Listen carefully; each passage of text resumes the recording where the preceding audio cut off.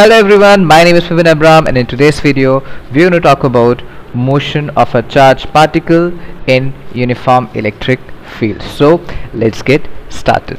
So as the name suggests, we are going to talk about motion of a charged particle, right, inside uniform electric field. That is a topic that we are going to study, right? Okay, so let me very quickly do the arrangements for that, right? For example, let's say I have a positive plate here, right? Let's say I have a positive plate. Let's say it has all the positive charge, right? Okay, great. And I have a negative plate. Let me make the negative plate. So here is the negative plate. This has lot of negatively charged particle, right? So obviously you have positive plate, you have negative plate, so obviously there will be electric field from positive to negative, yes or no, right? And let me assume that these electric field lines are uniformly distributed. Let me assume that these electric field lines are uniformly distributed, so from positive to negative, right? So they are uniformly distributed, right? Okay, let me make them. So as you guys can see, they are from positive to negative uniformly distributed electric field lines, right? Now according to our topic, we have a charged particle. Let me call it Q.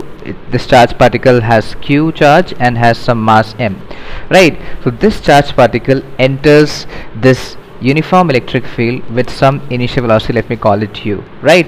Okay, now as it enters, you have to understand very carefully that as it enters, and let me assume that it is a negative charge, right? Let's say it's a negative charge. So as it enters, so we know, we have seen in the previous video that whenever you have a positive charge, whenever we have a positive charge and it is kept inside a, it is kept at a place where electric field is E, right, then it experiences a force in the direction of electric field, right, and that force is given as F equals to Q times of E, yes or no, right?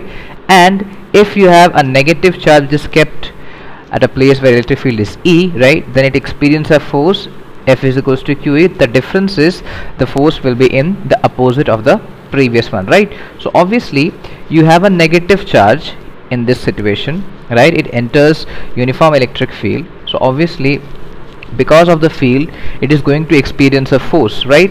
It is going to experience a force, and that force will be towards the positive charge. Why? Because this is a negative charge, right? This is a negative charge, and negative charge is going to experience a force in the direction opposite to that of electric field just we saw here, right? Yes or no, right? So how much force? Force will be equal to Q times of E, right, where Q is the charge, right, and E is the electric field. That is, so let's assume E is the electric field here, right? Okay, few assumptions, right? Assumption is that there is no gravity, right? There is no gravity. In most of these kind of problems or these kind of concepts, we will assume that the gravity is not playing its role, right?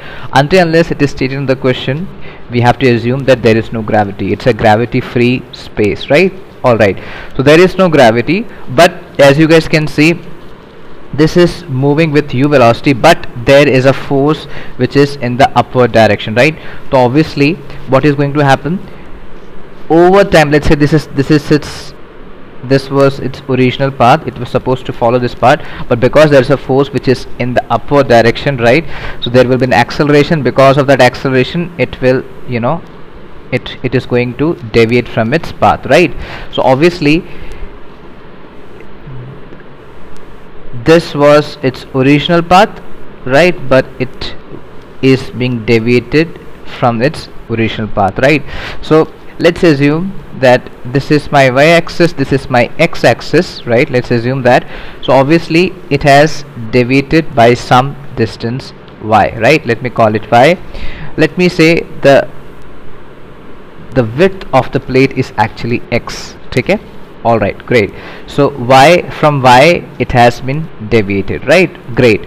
So one more thing that we can see over here is that as it emerges out of the electric field, you guys can see as it is coming out of the electric field, you guys can see there, this is my x-axis, this is my y-axis. I can say there is an angle theta, right? It emerges with an angle theta, right? So let me draw that thing here so that you guys can understand that. So there is my x-axis, there is my y-axis, and it is emerging with an angle theta, right? So I can also find out the value of theta, right? So there is a displacement of y and it emerges with an angle theta, right? So in this particular exercise we are going to find out the value of y, we are going to find out the value of theta, right? Based upon this, this simple exercise, we are going to solve one of the NCERT's question, right? This concept will be helpful to for us to solve that question, right? Okay, great. So as you guys can see, so this is basically a two-dimensional kinematics question, right? You guys can see the motion is in two dimensions. There is x direction, there is y direction. So I will divide the motion of this charged particle into two dimensions, that is x and y, right? Okay, great. That makes it very simple, right? So let me just divide it. Motion along x-axis, that is the first one, and then motion along y-axis, right? Okay, great. So let's divide them, and let me very quickly, you guys can see, so as this charge enters the electric field, if I talk about the x-axis motion, right, so I can say it had initial velocity of u, right? It entered with initial velocity u, right? So I can write initial velocity is u, right? So that is understandable. Okay, it is entering with initial velocity u, right? Great. After that I can see it has traveled, you guys can see it has traveled x distance it has traveled, right? So I can say it has traveled a distance of x throughout its journey, right? Great. So is there any acceleration along x direction? Because there is no force along x direction, so I can very nicely say there is no acceleration. So acceleration along x direction is 0, right? So let's say at t is equals to 0 we started, and at t is equals to t we are here, right? So it takes t time for this charge to travel this x distance, right? So I hope that is understandable, right? Okay, great. So I can write it takes t times, t time to travel that x distance, right? So if all these things are correct, I can very nicely apply the second equation of motion, that is, I'm sure everybody knows it, s is equals to ut plus half at square, right? So basically we are talking about only x direction, so I can write it as x is equals to ux t plus half of ax times of t square, right? So what is your sx? Sx is actually x, right? You guys can see over here, right? Okay, what is your ux, right? Ux is actually u, and time it took t time for you to reach x distance, right? Okay, great. There is no acceleration, so this term will be 0, so plus 0. So your x is actually equals to, let me just write that again, x is actually equals to u times of t, right? I hope that is understandable. Yes, great. Okay, so or I can also write this thing as t is equals to x upon u, right? You can also write t is equals to x upon u from that equation, right? Great. So that's all about motion along x-axis, right? So one more thing, we can also find out the value of v, right? So I can write down v along x is equals to u along x plus a along x times of t. V is equals to u plus at, right? So I'm just actually trying to find out the value of vx, right? The final velocity along the x direction, right? Okay, I will tell you why I'm actually doing this. Vx is equals to, you have the value of u plus it is 0 and time is t, right? So vx has a value of u, right? Very nicely understood, right? So let me say this is my equation number 1, this is my equation number 2, right? Great. Let's come back here, right? So we have discussed we have done our motion along x axis. Now let's do the motion along y-axis, right? Okay, great. So along y-axis, you guys can see there is no initial velocity along y-axis, right? The particle came like this, the particle came like this, right? And the initial velocity is along your x-axis. There is no y-axis, you know, velocity. So I can very nicely write, so initial velocity along your y-axis, right? So I can write u along y is actually 0. There is no initial velocity along my, you know, y-axis, as you guys can see, right? Okay, how much distance along y? You guys can see it has, we have taken a distance of y, right? Because y is a deflection, so it has traveled, you know, it has traveled y distance. You guys can see it has traveled y distance, right? It has traveled y distance. I hope you guys can see that, right? So I'll just write that down. It has traveled y distance, right? Okay, great. What about acceleration along y direction? So you guys can see there is a force. There is a force, that is F is equals to Q times of E, and that is along your y-axis, right? So because of that force, there will be an acceleration, right? So we know. So let me just erase this part, and let's try to understand this. We know force is equals to mass into acceleration, right? Or I can write it acceleration is equals to force upon mass, right? So this is something which I can always write, right? Okay, so acceleration along your y direction is, so what is the force that is happening? The force is Q times of E, right? The force is Q times of E divided by, it has a mass m, right? This is the acceleration that is, you know, acting on the y axis, right? On the motion during the y axis, right? I hope that is understandable. Again, t time it took for that journey, right? For the displacement y, right? I can use second equation of motion, that is s equals to ut plus half at square, or s motion along y is equals to uyt plus half ayt square. Yes or no? I hope that is understandable, right? Okay, great. So this is your y. What is your ut? Ut is actually 0. This is t plus half of, what is your acceleration? Acceleration is q times of E divided by m multiplied by time. As you guys can see, I can write the value of time t is equals to x upon u from there, right? So I'm going to use this relation and I'm going to write it over here, right? So this is your x upon u whole square, right?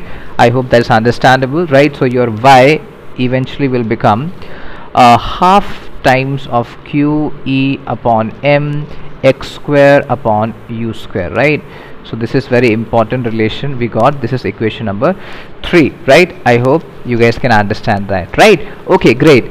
Now after that, I also want to find out the velocity, the final velocity along y direction, right? Okay, so the final velocity, I can write it vy is equals to uy plus ay times of t, that is v is equals to u plus at. I'm just using that form, right?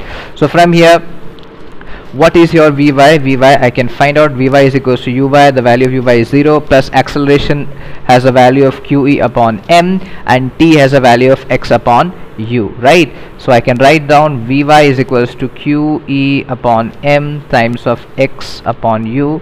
This is my equation number 4, right? So 4 equations are here, right? And all the 4 equations are very, very important, which we just going to interpret what these equation mean, right? So let's deal with your third equation. Let's go with your third equation, right? So according to our third equation, according to equation third, right? So what we can deduce from that equation, I can see y is equals to half q times of e upon m, and this is x square upon u square, right? So one thing that I can deduce here is y was your deflection, right? It was deflection or displacement along the y direction, right? So that deflection is depending upon q upon m. You guys can see it is depending q upon m, and it is actually quadratic relation. Can you guys see there is x square and u square involved? It's actually a quadratic equation, right? So I can write it, this relation is a quadratic equation right? It is actually a quality equation. So the path means the path that it is going to follow, the path followed by the charged particle, right? So the path followed by the charged particle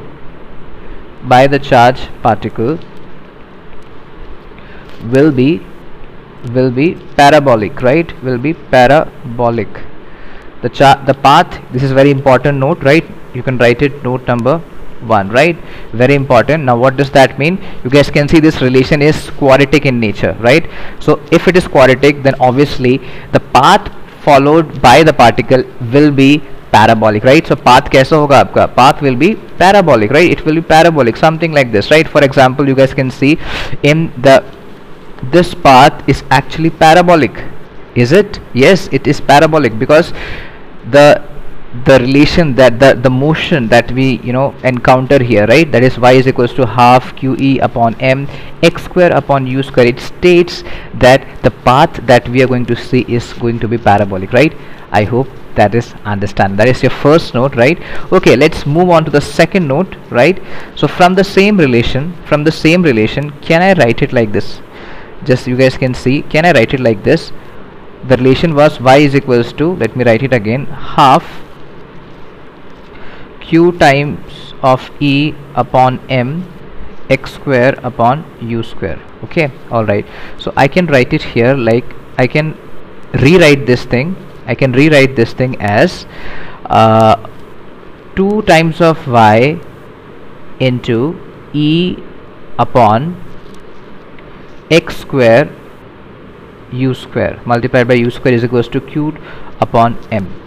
Can I write it like that? Yes or no? So I can just write my q upon m is actually equals to 2 times of e upon x square times u square times y. I can write it like this. Yes or no? I just did cross multiplication, that's all I did, right? So I guess can see one important revelation we can see here. And what is the revelation? So from this equation I can very nicely see that your charge upon mass ratio depends upon the y direction deflection, or I should say the displacement along the y direction, right? It depends upon that. Now what does that mean? It means if my q upon m isko we call this charge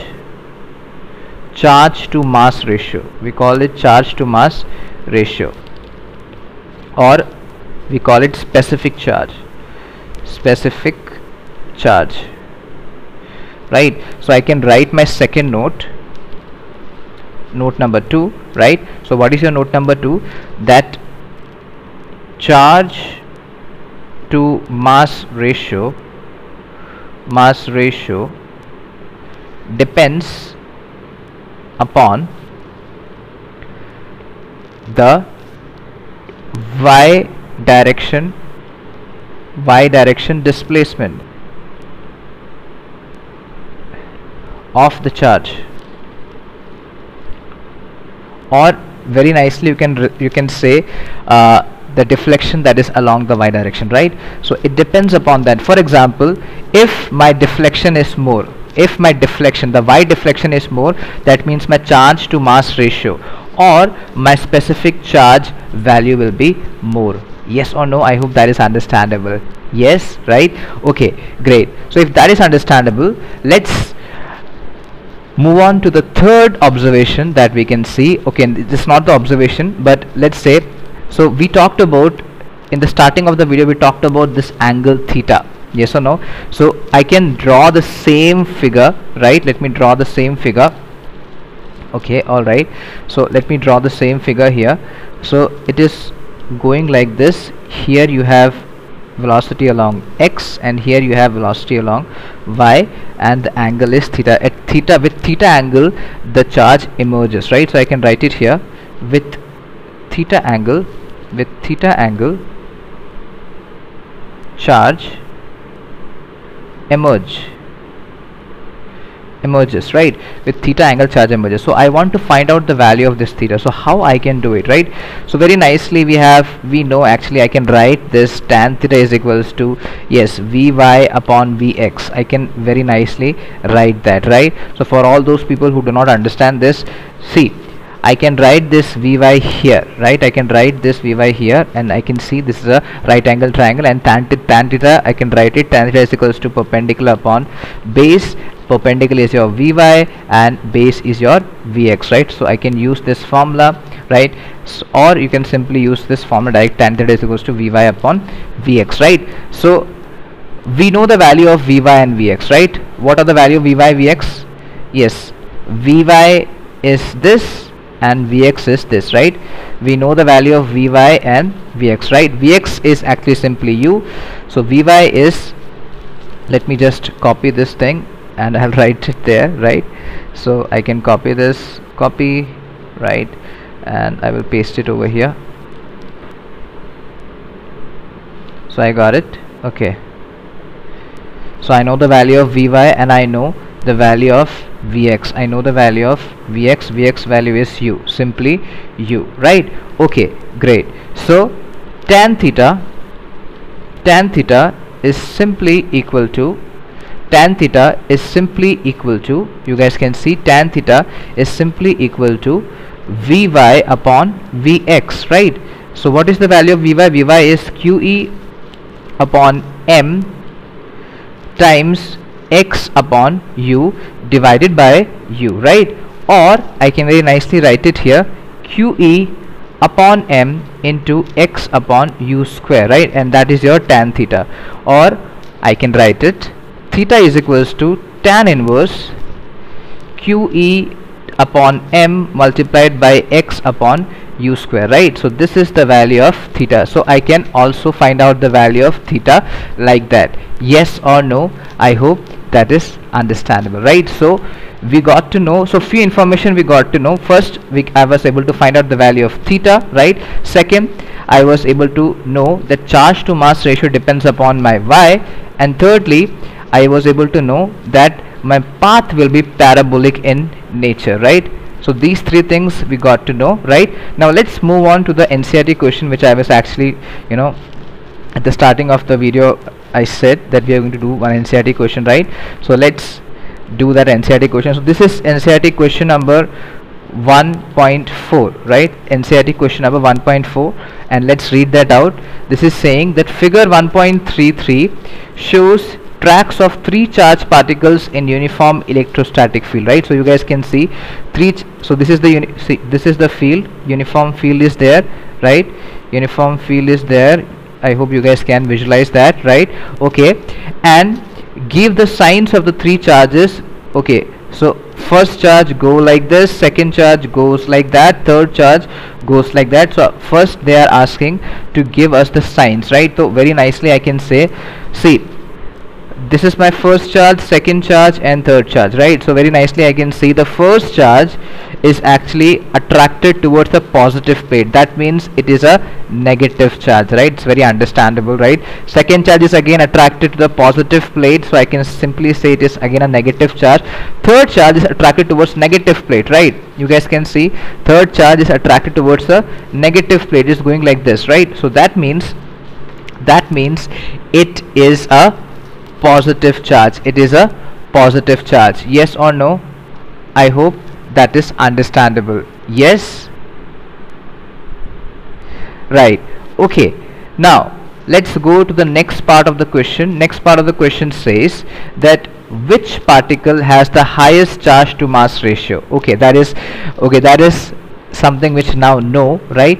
We know the more deflection, the more charge to mass ratio, right? The more the deflection, more the charge to mass ratio, right? Okay, all right, great. So let me just very quickly, you guys can see this. So I can very nicely see this one has more the third charge has more charge to mass ratio, right? Why? Because the displacement is more for the third one, right? So I hope you guys can understand that the third charge will be having more charge to mass ratio. Yes or no? The third will be having more charge to mass ratio, right? I hope you understood the video. I hope that this video was able to make you guys understand the concept of motion of a charged particle in electrostatic field, right? If you have any doubt, you can ask me in the comment section, and I hope all of you are doing good. Stay home, stay safe.